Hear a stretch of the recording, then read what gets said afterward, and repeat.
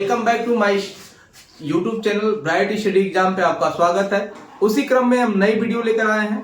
आज हम लोग प्रकाश के परावर्तन का एक टॉपिक है मुख्य फोकस। मुख्य फोकस हम लोग क्या पढ़ेंगे आज? मुख्य फोकस। अब क्या होता है भाई मेन फोकस? तनिक ध्यान देते हैं। मेन फोकस के बारे में आज हम लोग जानेंगे। आइए उसी क्रम में कहानी को आगे बढ़ाते हैं। अब मेन फोकस क्या होता है? दर्पण का मुख्य फोकस किसे कहते हैं? अब ये कोई दर्पण नहीं है, हमने इस पे कलई के लेटर टिचुक टिचुक टिचुक टिचुक टिचुक टिचुक ऐसे कलई हो गया। यह हो गया का M1 है। क्या हो गया? M2। हमने इधर भी बना लिया कौन? एक दर्पण। यह कौन सा दर्पण है भैया? यह है आपका उत्तल दर्पण। कौन दर्पण है? उत्तल दर्पण। फरिया रहा ना भैया? M1 है, क्या है? M2 है। कहानी यहां तक बढ़ गई है। इस कहानी को समझेंगे सुमिरन के साथ। आइए तनिक इधर आइए, ध्यान दो। है क्या हो गया भाई साहब? मेन एक्सिस है, क्या है? पोल है। क्या हो गया? मेन एक्सिस है, क्या है? पोल है। इसको कहते हैं क्या? अवतल दर्पण। क्या कहते हैं? अवतल दर्पण। और इसे कहते हैं उत्तल दर्पण। क्या कहते हैं? उत्तल दर्पण। कहानी यहां तक आपको पता होगी। अब क्या होता है मुख्य फोकस? मुख्य फोकस क्या होता है? देखो, ऑप्टिक्स का एक लॉ है, हमेशा आपतित किरण बाएं तरफ से ऐसे, इधर से दाहिने तरफ से, ऐसे अगर फ्रंट पे मुंह इसकी तरफ करके खड़े हैं तो आपतित किरण सदैव बाएं तरफ से क्या की जाती है? डाली जाती है। तो मान लीजिए कोई प्रकाश किरण हम क्या कर रहे हैं? डाल रहे हैं।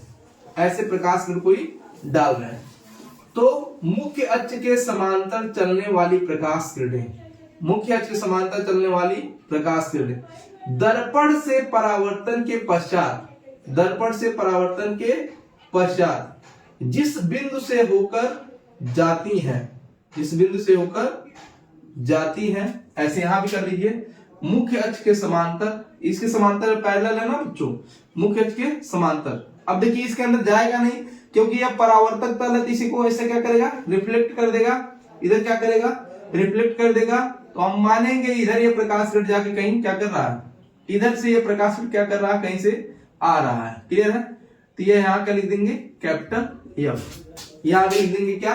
Capital F। और ऐसे प्रकाश किरण चला लेंगे, ऐसे ऐसे ऐसे प्रकाश किरण क्या करेंगे? चला लेंगे। और ये क्या आपका? मुख्य अक्ष। ये जो लाइनें क्या है? मुख्य अक्ष।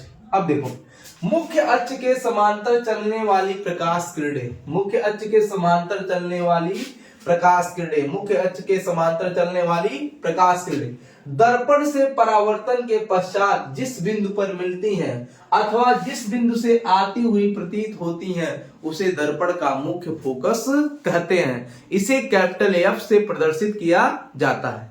मैं थोड़ा लिख दे रहा हूं। क्या लिखूंगा भैया?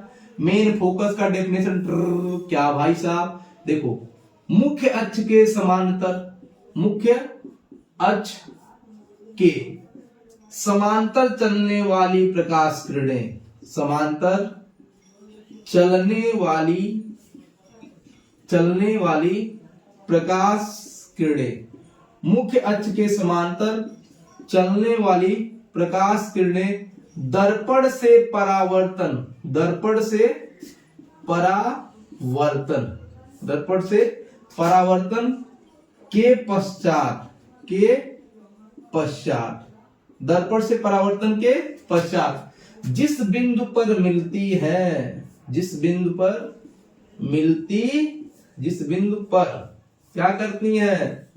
मिलती है अथवा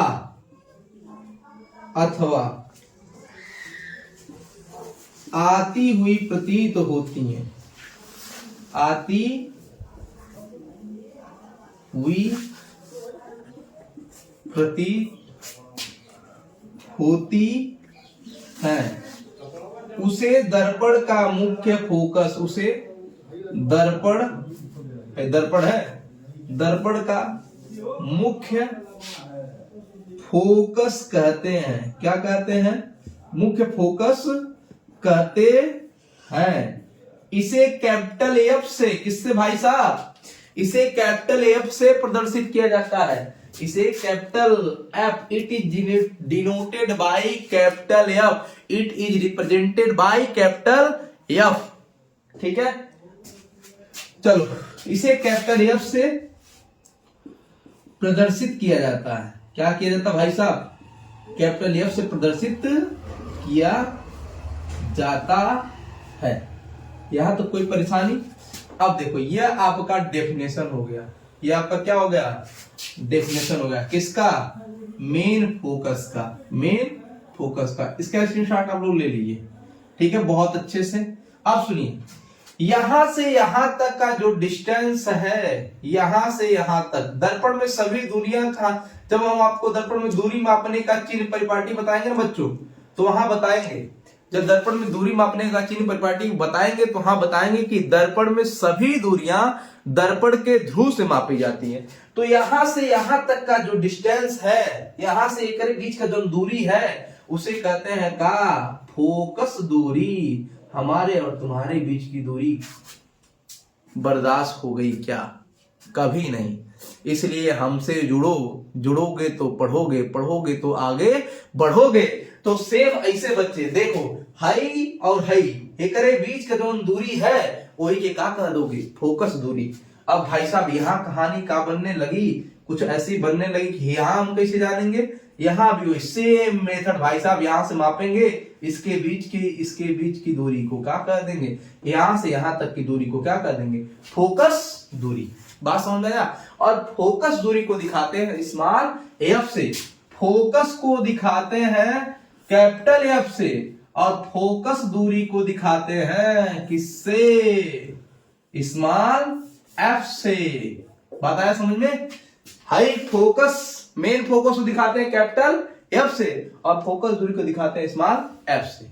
चाहे 10th के बच्चे हों, चाहे 12th के बच्चे हों, या बीएससी फर्स्ट ईयर के हों, चाहे पॉलिटेक्निक फर्स्ट ईयर के हों, फर्स्ट सेमेस्टर के हों, सबको इस चीज की जरूरत पड़ती है। इसलिए बच्चों एक ही बार ऐसे पढ़िए, दोबारा उसको पढ़ने की आवश्यकता न पड़े। बात है समझ में। किसी चीज को इतना बेहतर ढंग से जान लीजिए कि दोबारा कभी आपके सामने नजर आए तो तुरंत खटाक दे आपके मन में ये आ जाए, ओह इसको मैंने पढ़ा है। ठीक है बच्चों, यहां तक आप स्क्रीनशॉट ले लीजिए। चाहे आप एक अभिभावक हो, चाहे आप बच्चे हो, आप इसको वीडियो को देखिए, शेयर करिए, सपोर्ट करिए, हमारे चैनल को सब्सक्राइब करिए। आपका एक सपोर्ट हमको एनर्जी दे सकता है। बहुत तेज स्किप कर देते हैं, मुझे लगता है कि वीडियो को ऐसे क्लिक करते हैं। अभी कोई कॉमेडी की वीडियो रहेगी, कॉमेडी की वीडियो रहे तो पूरा देखेंगे, अभी कोई डांस की वीडियो रहेगी तो पूरा देखेंगे, लेकिन बात जब एजुकेशन की आ जाती है, बात जब शिक्षा की आ जाती है तो लोग नहीं देखते। कहते हैं कि हम देशभक्त हैं, लेकिन कहीं अच्छी चीजों का जब समर्थन करना होता है तो हमारा नाम लिस्ट में सबसे नीचे आता है, और कहीं बुरी चीजों का जब समर्थन करना होता है तो हमारा नाम लिस्ट में सबसे टॉप पे आता है। तो देश कैसे आगे जा सकता है। इसलिए जरूरत है अपने विचारों को सुधारने की, इसलिए जरूरत है अपने आप को सुधारने की। थैंक यू दोस्तों, मिलते हैं अगले वीडियो में।